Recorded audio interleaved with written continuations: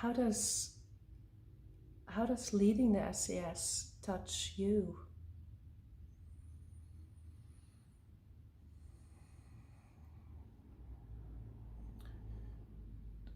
Touches me incredibly deeply. It's like I think there's something I experience when I'm leading that I don't get in any other context in my life, and I don't fully understand that, but it feels such a privilege, and I can feel there's a deep responsibility that comes with it, but somehow in taking that responsibility and holding that space, I get to go on I get to have an incredible experience. Like I get to serve in my own unique way, and not in a kind of selfless way. It's like I get to be a part of it, but it's really, it feels like a chance to bring my genius, which I don't even know what it is fully, but it seems to express through when it goes well. I've been in multiple SASs, so I definitely agree to that your genius comes through in leading these spaces. So I wonder if you could share a bit more about what it is that we're doing in this space, or what is happening there for the people watching this video who don't really know, like, what is the SAS and what's the intention and the journey that people take.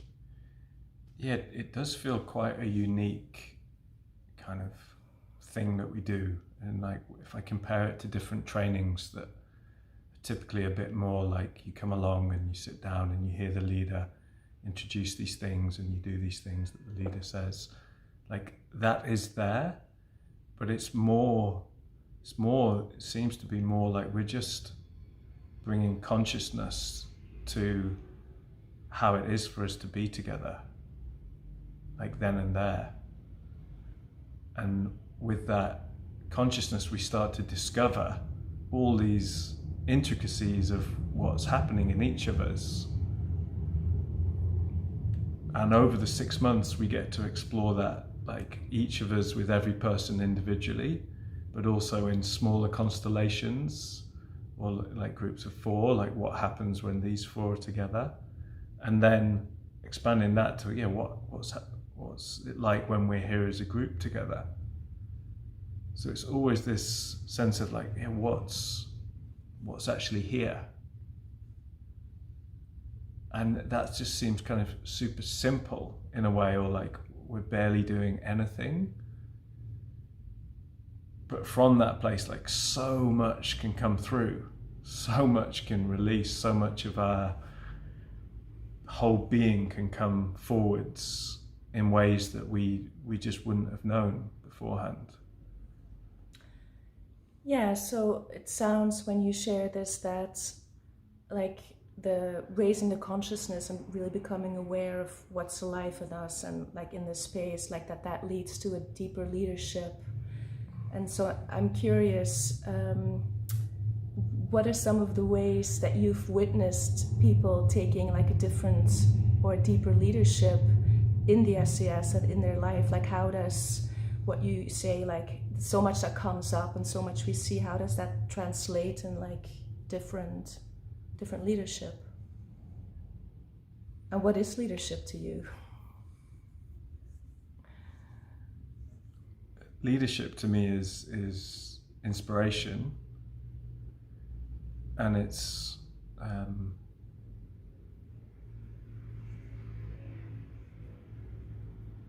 your ability to respond in relation to others and to nurture others' inspiration, provide support for how others want to grow and develop, and nurturing of that.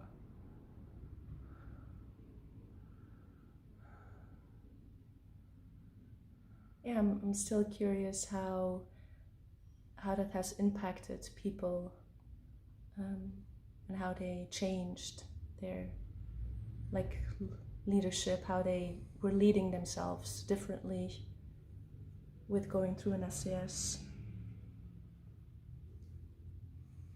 I just find it really hard to answer.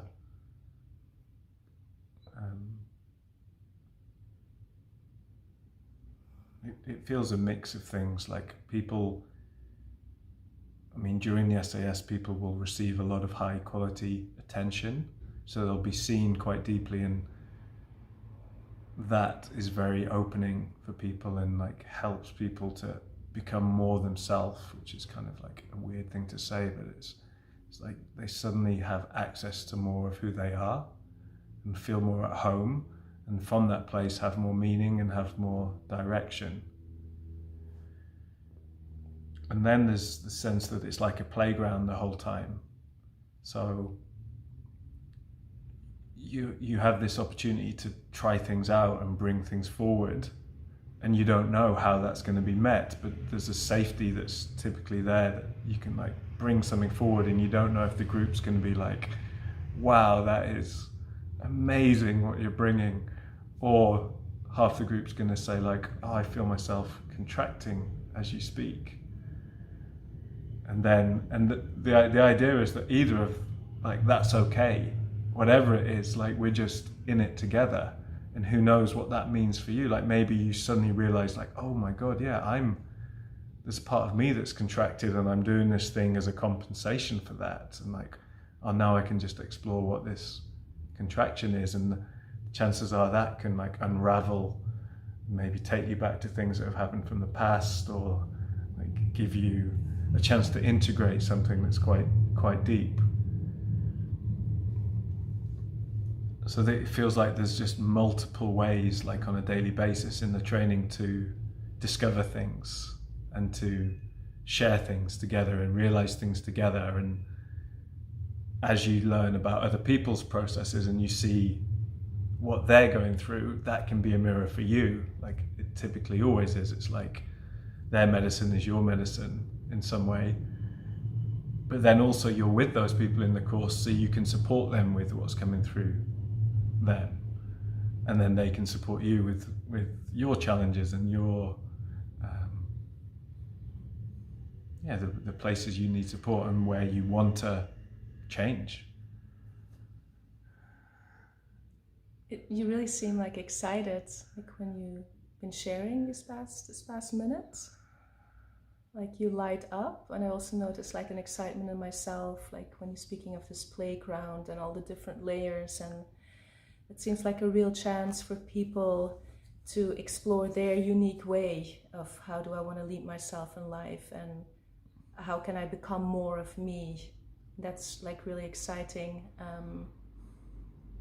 I wonder what are some of the, or what is like the most like alive or craziest kind of thing that you witnessed or that you were part of in an SAS. Could be one thing, could be more.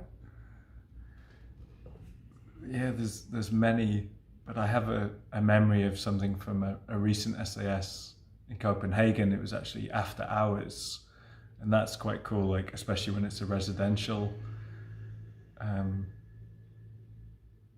We're kind of continuing the circling spirit, and it's a bit more free, and like we've got music playing and stuff in the evenings.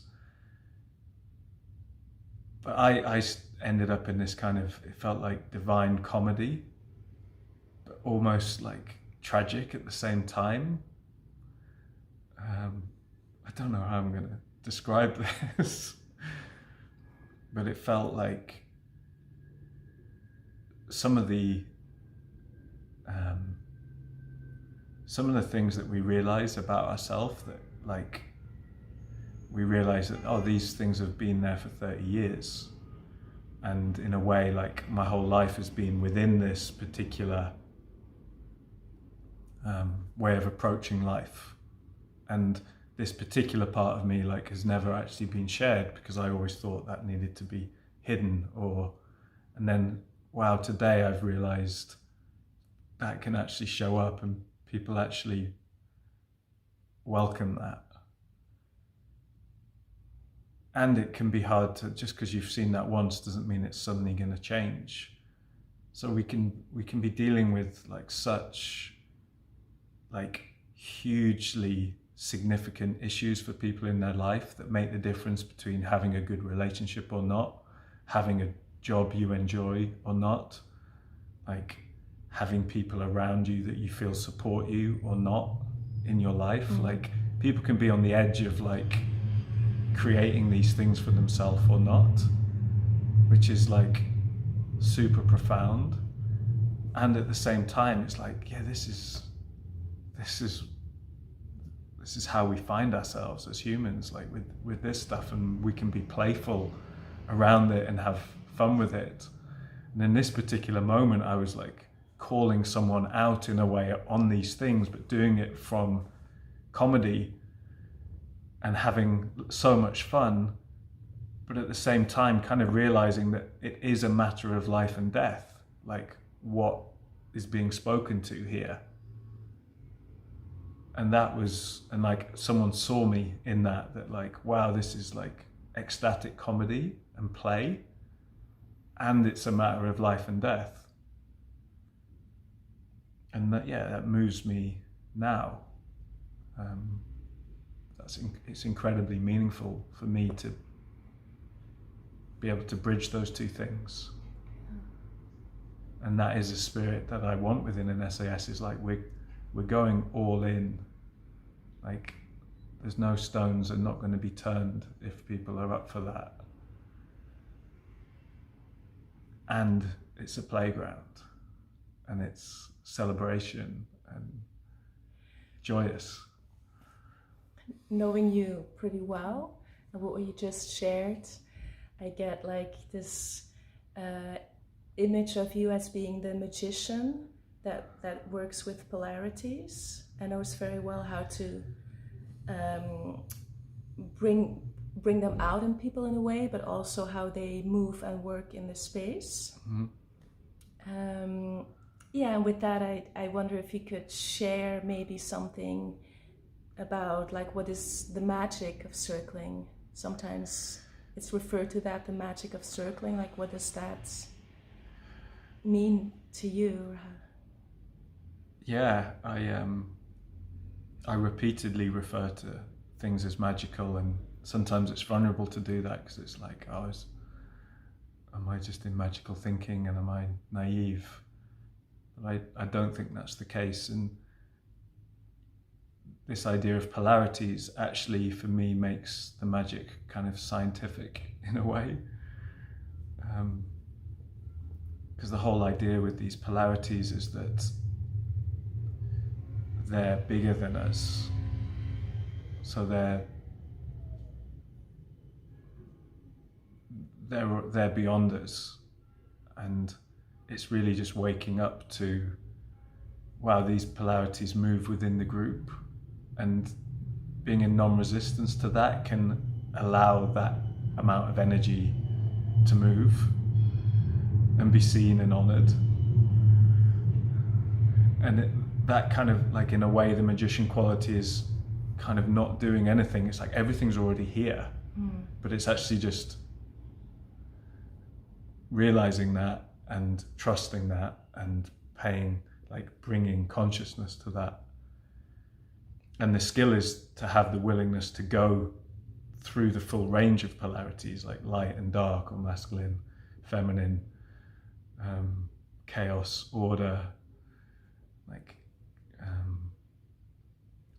clarity, or embodiment, and to invite those within the group, and also to embody them myself, and maybe go in the opposite polarity to someone, and in that way I'm playing myself the whole time, and I'm not, it's all in something in service, it's all in service of something greater than me.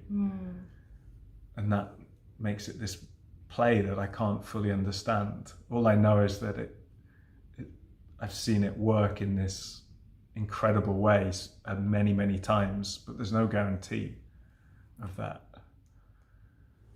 I'm a bit concerned this won't be clear enough for people, like what I'm saying.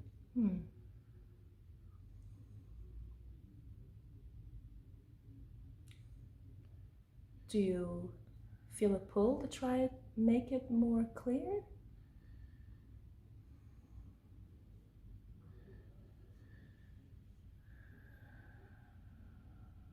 It feels really clear to me.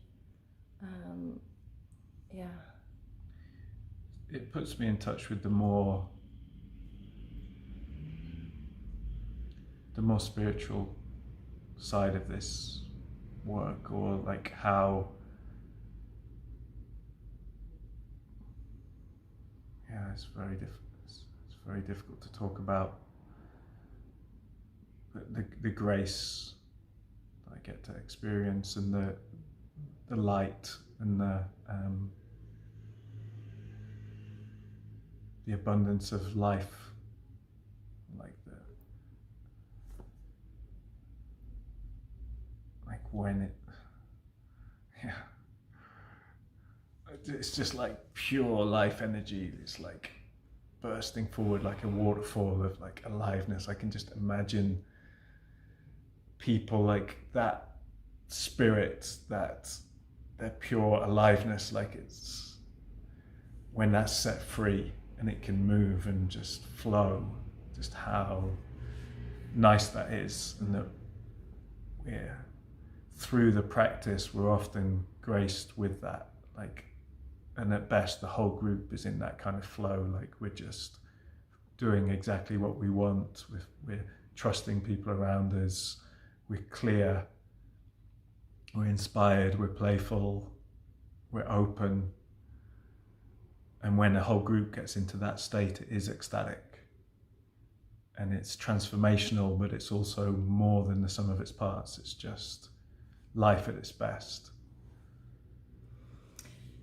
Yes, so I'm imagining that for someone entering this training or this container, like it's important to have a willingness, like to meet all parts of ourselves, or like to embrace life in its totality. And that the magic can then arise from that. Yeah, can you speak a little bit more maybe about what is a good, like outside of the willingness, like what's a good kind of like mindset to be entering this work and this container for people like who's it for and who's it not for? I do think it's for people who want to go all the way, and who want to live full out, and aren't like are up for being confronted in the best sense with who they are and how they are. But yeah, I do think it's open to anyone who is just drawn to this kind of relating and this kind of showing up and everything that comes with that. And everyone who is interested, we have a call with before, just to check in to see if it really is a fit. And yeah, that you need to be relatively comfortable to take your own leadership and responsibility in a space, and up for meeting all kinds of different people, like in the truth of where they are, and knowing that what's happening in you is important in the group and is welcome. But I think people just get an intuition if and I'm hoping from people watching this video, like they're just getting kind of an intuition of like, oh yeah, this might be, or like, oh yeah, I don't think that's quite for me, or no, I think maybe that is for me, something calls me to this. Yeah, I would say from my own experience that this work or this practice can be quite challenging. It's not for the faint of heart. Mm-hmm. And at the same time, my experience is also that the way the container is structured, and the way that I felt met, like in the training, by assistant facilitators. So can you speak to how the container is set up, like with the live weekends and everything in between, to really support people with the challenges that might come up? Yeah, it is about having a deep dive 6-month immersion into this circling practice and into this surrender into what's going to come up in you, what's going to come up in other people, and hopefully a surrender to something greater than all of that, and to be in that for 6 months. So for the in-person events, it's 3-4 day weekends where we come together, and you'll be straight away into leading stuff and getting feedback on your leadership, and you're straight away into practice, being circled, being in surrendered leadership circles.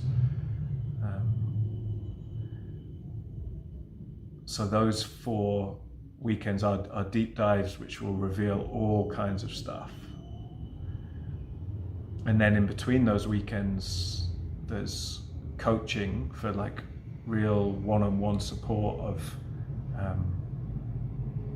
what most matters to you. Like what do you want one-on-one support with, and how can one-on-one support maybe just reveal, either help you integrate from the weekend or help reveal deeper things which you can then bring into the next weekend. But then there's also the buddy circling, so you'll get to circle and be circled by everyone else on the course, which I think is a really fun part, and you get that way you get mirrored by everyone and you get to bring your leadership with everyone. And I do think there's an alchemy that happens with that. And there's this idea of transformational connection where you're really working on connecting, and that leads typically, although it can be challenging, it typically leads to awesome connections. But in your process of finding that awesome connection, you learn a load about yourself and others, which changes you. And then there's quad sessions where you'll again get to lead with feedback from the team. And then there's theory into practice sessions led by the leaders, where we'll bring particular themes which we think are really relevant for your SAS and maybe for others. Could be like integrating anger or polarities, like I spoke to earlier, or trauma, or archetypes. And we'll introduce ideas that we have seen a lot in the space and guide you into practices to help you get a feel of that territory. I have one last question, and that is, I don't know your exact words, but I oftentimes hear you speak about circling as a practice of love. Yeah. So I just want to hear you share something about that, like, yeah. Mm-hmm. Yeah. Well, the form that you'll spend most of the time with on the SAS is learning to birthday circle someone. And I see that as a practice of love. It's a practice of looking through God's eyes, you could say, or with innocent eyes, or seeing clearly. And I think all of those things are, or making space for what is. And that is an act of love. And in doing that, in practicing that, you get to love other people, but you get to be loved and feel love through that. It's like, so love in all directions. Yeah, and it's very much about that. Yeah, I think that's the most important thing, and the most liberating thing for people. I get a sense that it feels really dear and precious to you, to your heart as well. Yeah, it's quite a rare thing to see someone as they are. It seems like most of the time in our life we're not oriented to that, to just slow down and actually bring quality attention to someone, or have quality attention brought to you for like, what's it like to be you? And in that way it feels a profound thing to practice and to do, and it's almost like this secret gateway into this other realm of being that we can miss easily. Is there a last thing that you want to share for people watching this and interested in joining an SAS? Just to reach out if it touches you. Yeah. Cool. Thank you. Thank you.